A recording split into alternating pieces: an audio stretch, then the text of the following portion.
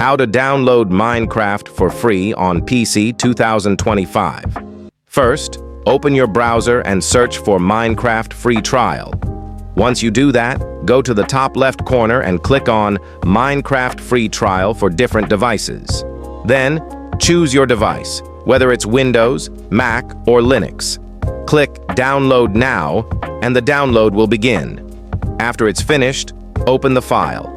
On Mac, you will need to drag and drop the Minecraft file into the Applications folder. Once that's done, you can open Minecraft, which will launch the Minecraft launcher.